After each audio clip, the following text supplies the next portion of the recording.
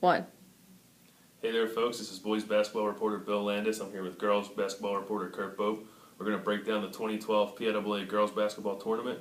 We had two Sentinel area teams qualified, Cumberland Valley and Trinity. Kurt, tell us how they got there. Cool. First off, CV with that very young nucleus, they've been a fun team to watch all year. Started districts, they went into Carlisle for a third time and won there. Then came, the big upset of the tournament. They beat Reading 70-63, the top seed. CV went in there, beat them. Very exciting for them. They then lost to Central Dauphin, third time they ran into them, but they beat number 4 in Manheim Township and number 6 Governor Mifflin to finish as a 5 seed. Considering they were number 17 going in, very impressive for CV. Trinity, they beat Berks. They were the number 2 seed. They beat Berks Catholic, then they beat Dover, and then they lost a heartbreaker. I mean, definition of the word, to Ole Valley, and then lost again to Palmyra to finish in the 3rd place game. So they finished as the 4th seed out of District 3. And obviously in the States, got some tough teams here for the rest of the way. Let's break down the 2 first-round games for each team. They do. First off, for CV, they're going to be playing Downingtown West Friday night at 7 at Coatesville High School. Downingtown West is the 3rd seed in District 1. Little comparison here. Max Preps has Downingtown West as 13 in the state. They have CV as 111. So I mean, not a matchup that CV is really excited about. But fact is, CV is rolling. They went 4-1 in districts. Again, they beat the 1, 4, and 6 teams in districts. They got to be feeling good. They're doing well. Downingtown's doing well as well. But at the same time, CV is on fire.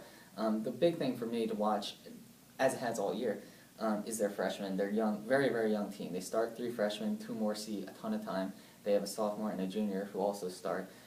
This is the biggest stage for them so far. Of course, I said that in the last video. I mean, they just don't seem fazed by anything. So it'll be really interesting to see how they respond to the big stage yet for them. And no matter how it turns out for them, win, lose, or draw, this is just such a valuable experience for them to see how long a basketball season can go if you're going to states, to see competition, travel 2 hours and then play a game. This is just very exciting for them, very good for CV. For Trinity, they're going to be playing Villa Joseph Mary. They're the second seed out of District 1 in AAA. They're going to be playing Saturday at 4:30 at Norristown High School. Trinity, as opposed to CV, they come in on a 2-game slide. They lost their last 2 in districts. Again, started with that heartbreaker to Ole Valley. I mean, it's a very tragic game for them. And then close one to Palmyra. First 2-game losing streak of the year for them. On the other side, Villa Joseph Mary. They've won 8 of their last 10, so kind of momentum different ways for them. The thing is, Trinity's schedule has them ready for this game. As far as I'm concerned, they have them ready for this tournament.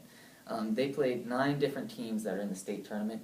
They went 7-4 in those games. 4 of those games were against CV and CD, but they won all 4. I mean, those are Quad A schools. Their schedule has them ready. They are a very good team that caught a couple bad breaks in the the end of districts. They're a dangerous team that nobody wants to face. And Chrissy Brenton was even saying it's a clean slate. They know that. They're not worried about what's been going on for them, and they're ready for this game. It'll be fun to watch. We talked about the strengths kind of each team here, what they have going for them. But let's take a closer look and a player from each team that you think might be able to step up for them in these state playoffs. Definitely. Well, I mean, for CB, it's always going to be Jackie Falconer. She's the junior, the leader, offensive leader by far.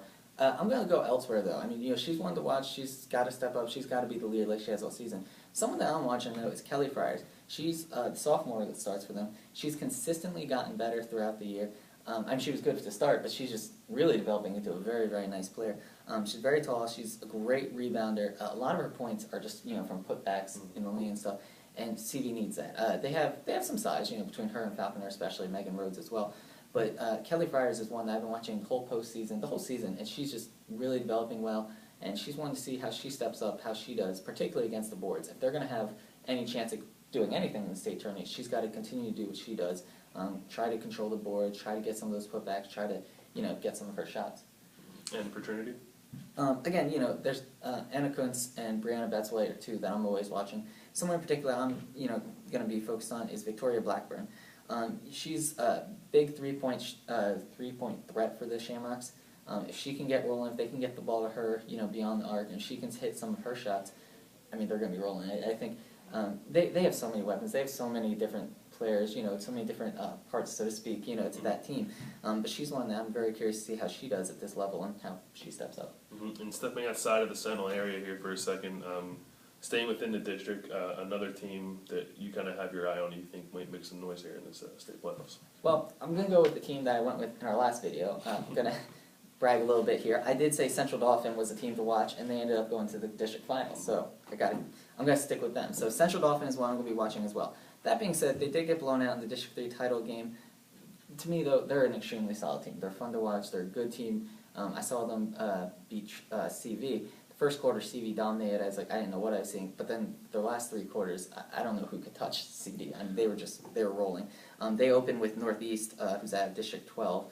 So they're definitely one I'm going to be keeping my eye on. Just throughout districts. Obviously with CV, they got the job done a 3rd time and kept rolling to the finals. So they're going to be fun to watch. And Northeast, of course, from my hometown, Philadelphia. Actually, my neighborhood high school, so I'm going to have to go against you on that one. Oh, well, we'll see. Good luck. And looking at the overall brackets here as a whole, who do you have coming away with the championships when this is all over? I actually have 2 from District 3. I swear I looked outside, but we got some good basketball here. We really do. First off, for Quad A, I'm going with Redline, District 3 champ who beat up on Central Dauphin.